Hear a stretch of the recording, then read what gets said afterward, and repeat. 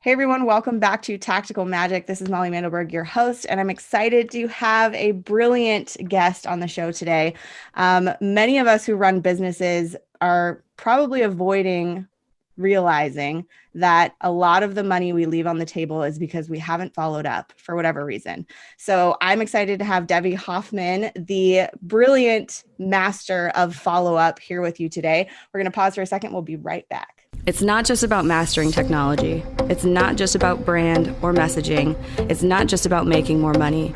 It's about showing up in a big way so your people can find you.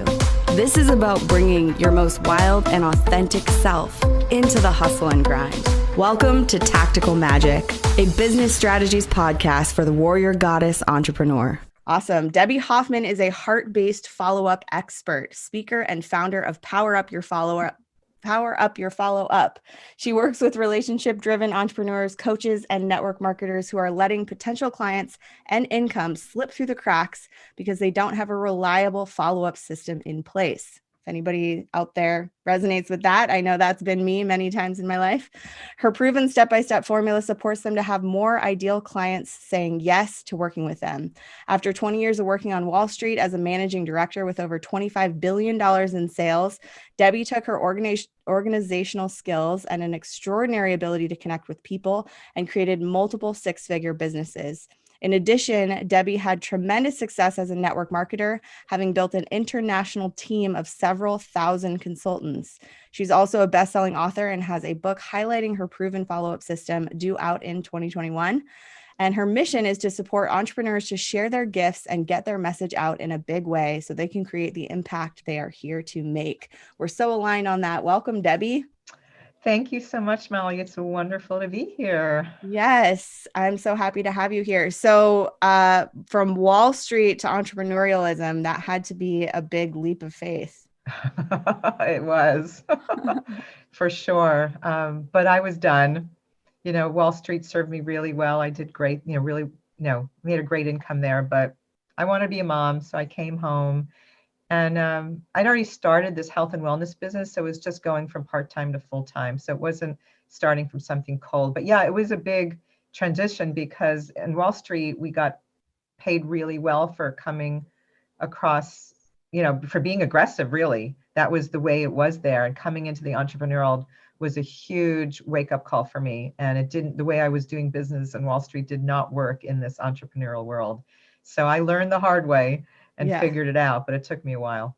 Yeah, but now you get to help other people who are in that heart-centered space. So I'm curious, what do you see your heart-centered, heart-based clients and people struggling with the most when it comes to following up? Because I know there's plenty of limiting beliefs and decisions and stories that we make up to keep us from doing the follow-up. So what do you see most often happening that stops people in their tracks?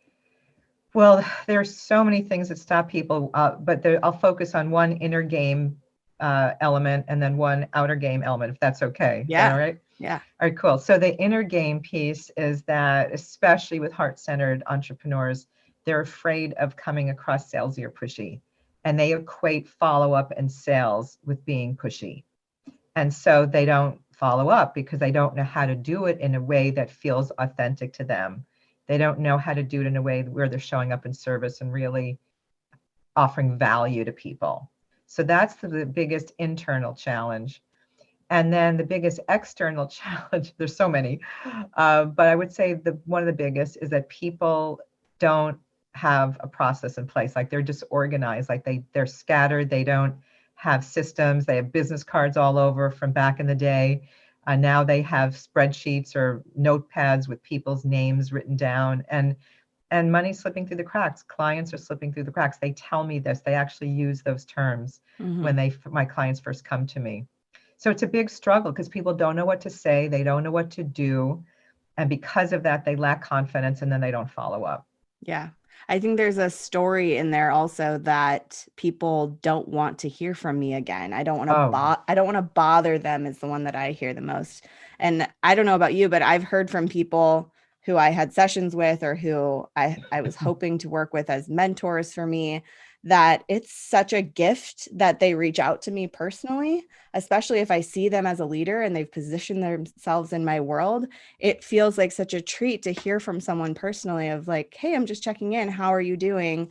But if you don't have an organized system of who you've talked to and who you would do that follow up with, then it's even harder to make that happen once you get over the energetic fear of doing it, for sure. Definitely. And I love what you share. And that happens all the time whenever I reach out to someone, because I'm an old fashioned girl, Molly. I call people Yeah. in this day, digital online age. Everybody's emailing or messaging or whatever, but it's the phone call that really gets people's attention. Every single time I call someone, they are blown away and they're so appreciative. And especially now where people are so isolated, it really makes people feel good that you've reached out and you actually picked up the phone to call them.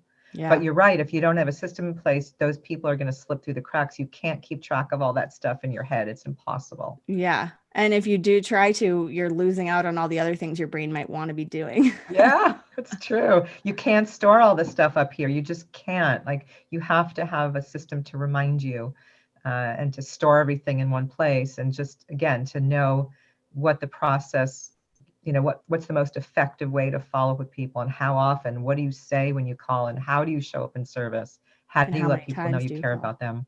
Yeah. Yeah, totally. So I don't want you to give all your secrets away, but will you tell us a little bit about what a good system looks like where you stop letting people slip through the cracks? Yeah. So the first step is to get the technology in place to actually store all of your contacts information. It's called a CRM, Customer Relationship Management System. Most people don't have one, which is amazing to me how they're keeping track. And the thing is they're not. And so that's why they're struggling so much. So that's the first step, is to get a system in place. There's so many out there and you can spend months researching. I've done some research for you. It's all on my website under resources, powerupyourfollowup.com/resources. And it's really important to find one that suits your needs and that suits your technological capabilities. It's not one size fits all. I have a discussion with each of my clients when they start working with me to find out what they're going to be using, what they're doing in their business, what they'll need it for. And then I suggest the appropriate one. So that's the first step, is to have that system in place that reminds you when to call the person the next time. If not, like we've been saying, that you'll forget. You just can't keep track of it. You can store all the notes of all the people you've talked to and refer to it before you call them again, so you remember what you talked about, right? Mm-hmm. People are very impressed, and it makes them feel really good that you listened to them, you really heard them. And when you share, you kind of rehash what you talked about the last time, they're like, wow, she really heard me, or he, really listened to me. Mm-hmm. But you can have the best system in the world, Molly, but if you don't know the process, if you don't know what to say, when to say it, how often, what's the best method of communication, how to provide value when you're following up, then the CRM isn't going to benefit you as much as you can. So that's where I come in. I teach my clients a step by step. We create a roadmap for their sales process, because I teach the whole sales process. Follow up is sales. It's all the same thing, but it's the entire sales process that people kind of get tripped up with. Yeah. And so they don't know how to invite people to work with them comfortably. They don't know how to navigate concerns when they come up. There's just lots of things that come up that really throw people off guard, and so they're not seeing consistent sales results because of that. Yeah.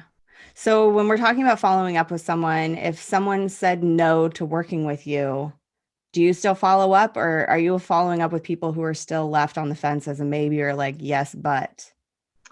So great question. So I always ask if it's a no forever or just a no for right now. And I always ask a lot of other questions when they say no, Mm-hmm. just to really get clear, because I always like to have clarity why someone's saying no.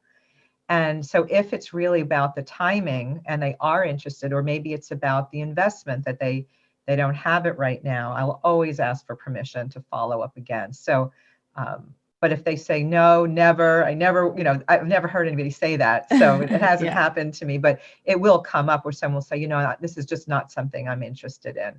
And so then you let that go. But if someone's a maybe, Again, I'm always asking for permission, to ask them when would be a good time to follow back up with them to see if things have changed. Yeah. So I haven't had that happen where the door is closed forever. Yeah. Rarely, I would say, rarely. Yeah. And sometimes you get a hit if you really want to work with someone, you're going to spend more time following up with that person because you just feel so resonant. Exactly. I'm so glad you brought that up, because back in the day when I first started, I wasn't tapping in to my intuition at all. It was more of a head decision, and that got me in a lot of trouble. And so over the years, I've really cultivated that, that quiet time to touch base, check in, ask my higher power, if this is the ideal client. And it's been so much better that way, because I'm ending, and I can feel it. But sometimes if I'm not really sure, I'll ask. But most of the time, I know immediately when I first get on Zoom for a discovery session with a potential client, I can tell. Yeah. So it's really important to touch base and check in, because if you don't and you end up working with the wrong client, it's going to be a nightmare for everybody. Yeah.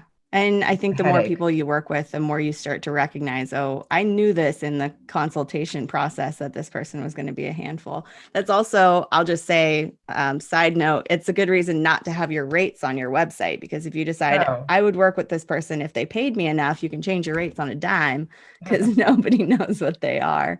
That's not out of integrity. That's you honoring yourself and honoring what you know, which is some Right. people are a little bit harder to work with than Yeah. others.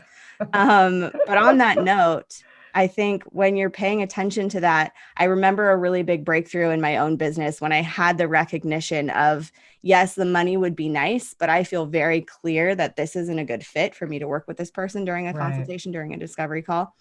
And I actually love when I recognize that, because I feel like I can just over deliver in that strategy session and just give them so many tips and know that I'm not going to invite them to work with me.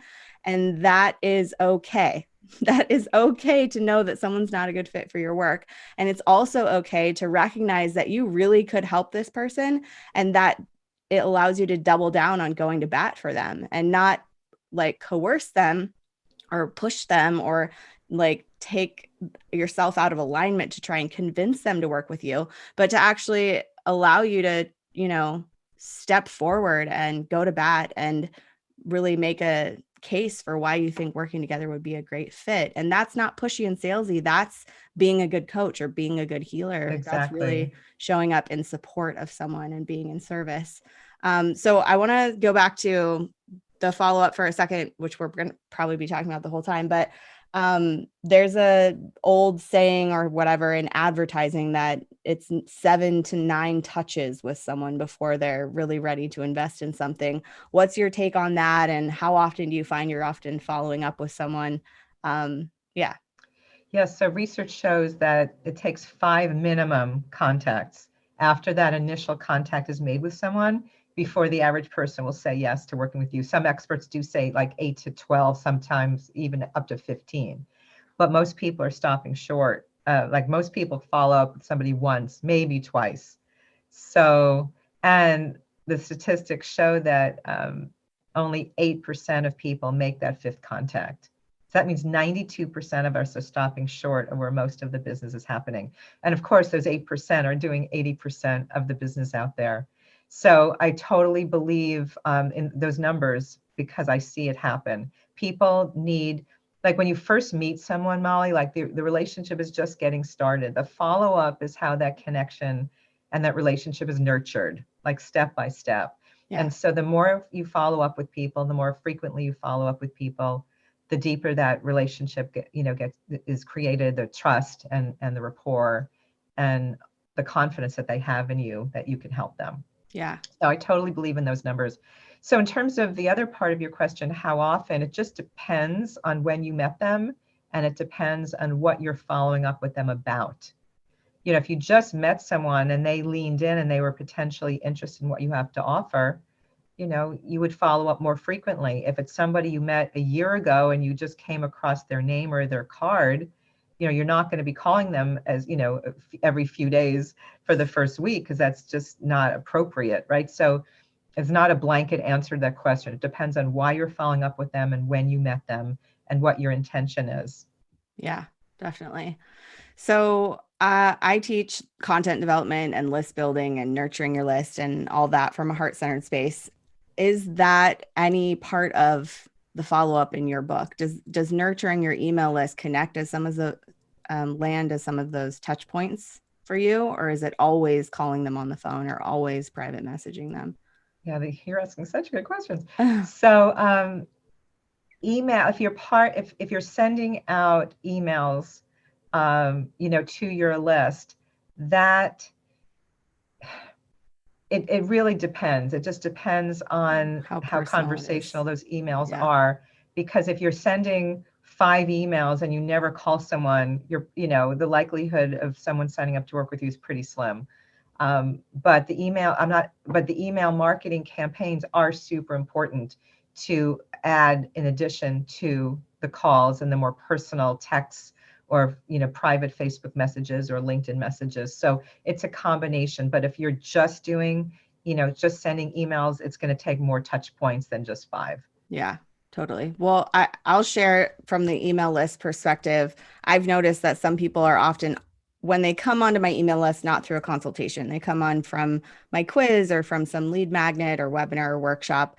I've found that people are generally getting nurtured on my email list for 3 to 6 months before they actually get on the phone with me and buy something. So it's almost like this pre-wooing process, and then there's the strategy session or the discovery call or the consultation. Right. And then it's like a more personal connection that you've made. There's almost more space to give that person a call now. Plus, you Exactly. probably have their phone number now. Yeah, exactly. Yeah. So that's So what I both are teach. Like valuable. it's a combination of different touch points, different methods of reaching out to people. Yeah. But in this day and age, emails are getting missed a lot. They're not getting delivered, right? And people are bombarded now more than ever with emails. So if Yeah. you want to stand out, pick up the phone and call someone. They're going to Totally. be so happy to hear from you. Yeah. If you let go of your agenda and let go of your attachment to the results and show up in service, that's the key. Because if you're calling to sell that person, they're going to feel that energy. Like, energy is very subtle but very powerful. So you have to be really clear on setting a really pure intention before you call.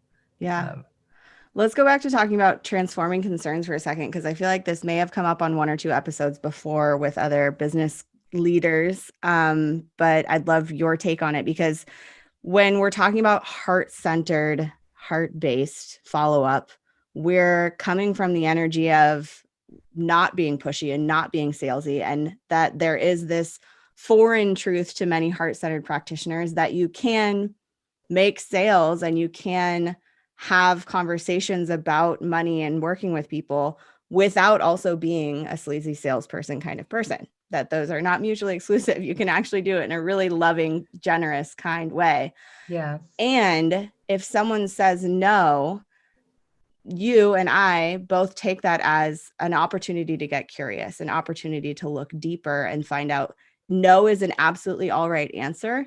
And I'd love to know why. Is it just about the money? Is it just about the time? Is there something else there that we can uncover? It's Right. almost like when somebody says no, that's your first opportunity to dig into the coaching relationship.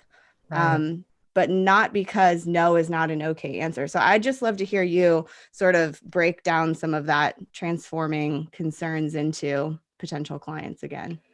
So yeah, my philosophy is really in alignment with what you just shared. So I'm always getting curious. I always ask for permission to ask a question about that. And I always try to isolate what the real concern is, because the easiest response that people can come up with that is more of a heady response versus revealing what's going on inside is, I can't afford it. Like, that's just, I don't have the resources, whatever. That's just the one that comes up the most. And, I always want to know, if it wasn't for the investment, would they want to work with me? Would they want to be part of the program? Would they want to get started?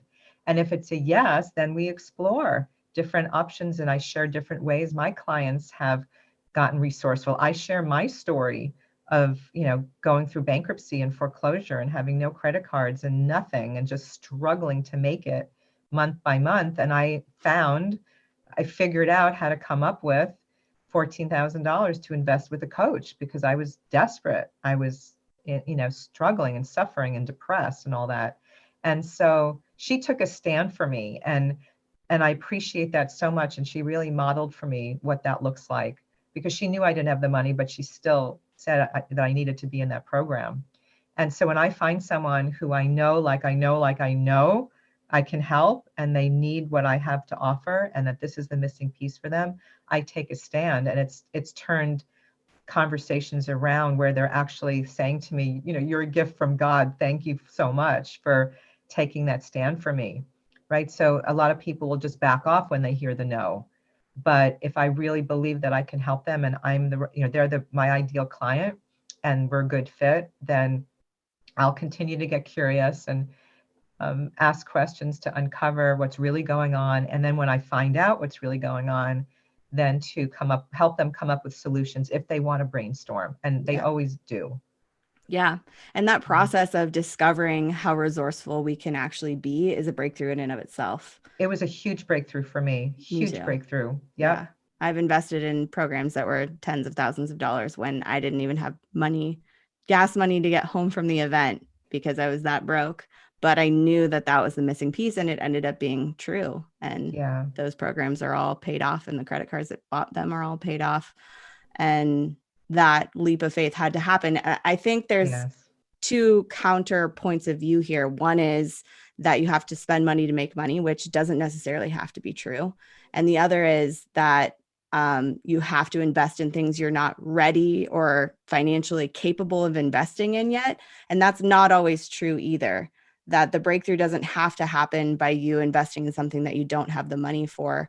But it could be that when you take that leap of faith, it actually invites in more abundance, more wealth. When you say, you know what, I don't know how, but I believe in myself enough to make this leap of faith, that then the universe shows up to support you. And we're on a woo-woo podcast here, so we can talk about the universe. The universe meets that.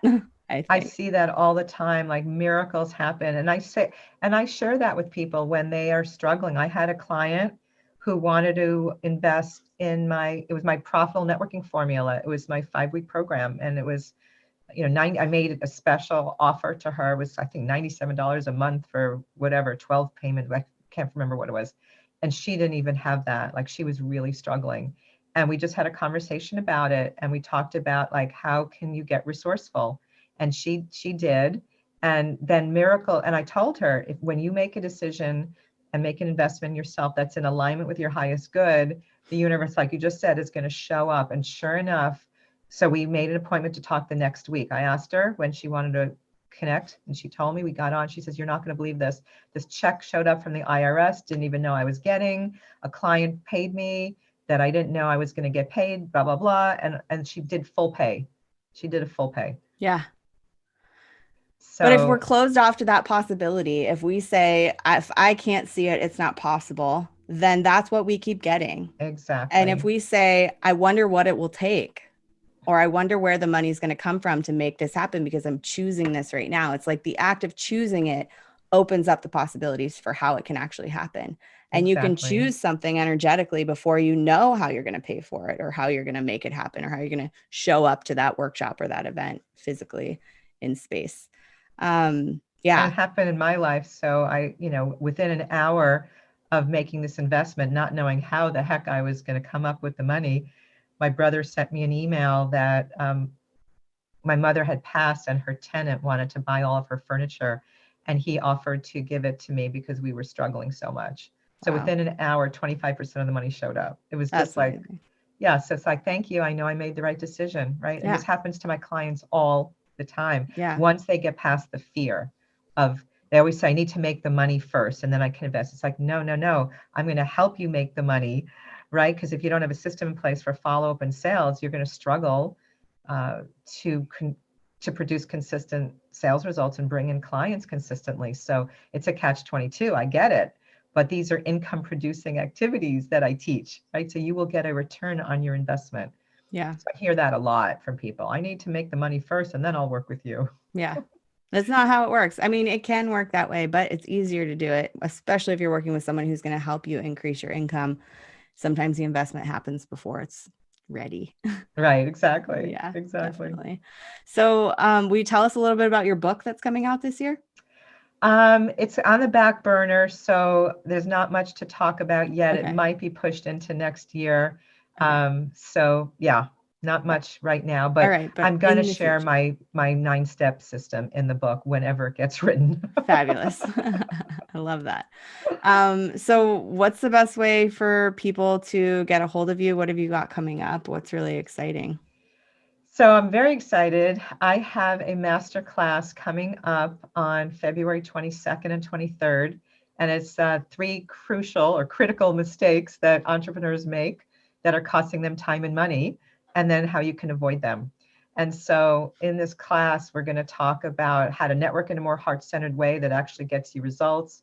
We'll be talking about developing a system um, so that money doesn't slip through the cracks anymore, just how to create that step-by-step process, and then how to have a consistent flow of clients who are enthusiastic and like already interested in working with you. So that's going to be coming up very soon. So super excited about it. I'll be sharing a lot of great tips and secrets with people.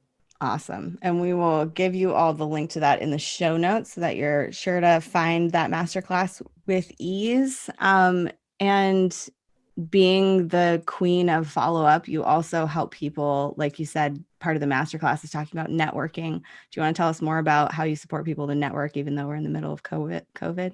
Yeah, so I actually, and I can actually offer something else to your folks too. So I host networking events twice a month online, and we are attracting the most amazing heart-centered entrepreneurs from all over the world. And it's all about, who are you looking for when you're showing up. And most people are going with an intention to get clients and sell, and that's really not the best, most effective way to do that. So I have another treat I can offer to your people if you'd Sure. like. So I have 3 key scripts to power up your sales without being salesy. There are 3 great scripts in there, and you can attend 6 of my networking events as my guest for free. Wow. So yeah, so that's normally $95 for that bundle, to come for 6 events. And I'd love to invite your community to come join us and check it out and just fall in love with everybody. People are getting clients, they're creating partnerships, they're getting on podcasts, they're getting speaking gigs, they're just feeling connected. It's been fabulous. So I'd Awesome. love to offer that to your folks as well. Yes, everyone should go and get that right now. We'll give you the link to that in the show notes as well. That is a huge gift. I mean, networking is daunting for a lot of people, and it feels like a lot of work sometimes. I used to network 3 to 5 times a week when I was starting my business. Oh my So gosh. it's a lot, but if you go with the right intentions and if you actually know how to talk to people and how to look for the people you want to be talking to, not necessarily to find clients, but to find other people who can help promote you, to find people who maybe serve the same audience. There's Yeah. so many different things to look for there. And if you actually start to master the conversation, then networking, A, doesn't have to be done quite as often, and B, it can be a lot more lucrative and successful. Um, I've had clients go from hating networking to falling in love with it. And one of my clients actually has 80% of her business coming from networking now.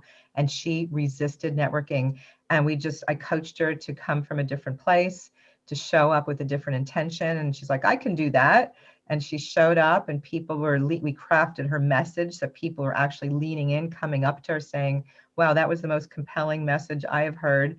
They wanted to get together with her. And she brought in 8 new clients and $20,000 in income after 6 weeks of working together. So wow. it is possible to go from hating networking and dreading it to really loving it. And then the key thing too is a lot of people, like you mentioned, they're going to all these events, even online now, but they're not setting aside time for following up with these people. And so it becomes a waste of time. Mhm. And so I'm going to be offering my Power Up Your Sales program in March to help people with that follow-up piece. What do you do after you've met these folks? Yeah. So I'm There's a excited about what's happening. powerhouse set of tools available to you all here. That's awesome. Any last words of wisdom you just want to leave people with, Debbie? Well, what I would love to say is that, if you're listening to this podcast, you are a heart-centered entrepreneur who wants to make a difference in the world. If you're not following up with people and you don't have a sales process in place that you're comfortable with, you're going to be the best kept secret. And so my mission is really to help you share those gifts that you have, to get your message out in a big way, and to make the impact you're here to make. And that's why I'm so passionate about teaching follow-up and sales, because this is the piece that's going to help you to make that difference and make your dreams come true, whatever those are for you in your life. And so most people are leaving.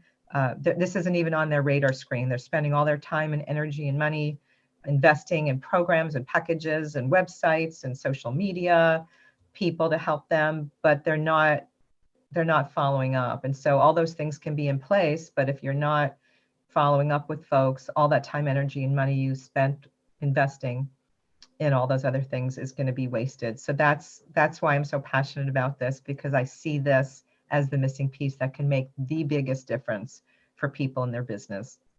Awesome. I love it. So we'll give you guys the links to follow up with Debbie in the show notes for this podcast. And thank you so much, Debbie, for sharing your magic on this show. And thank you for serving your people and helping more heart-centered folk to get their word out and share their message with more people. We are done for today, but I just want to remind all of you to keep asking big questions and taking bold action, because you're here for a reason. And if you haven't lately, please share this show with some of your friends, any business besties that you have that should be listening. I'm super grateful for your support on this podcast, and we will see you next Tuesday. Have a great day, everyone. Bye for now. Bye.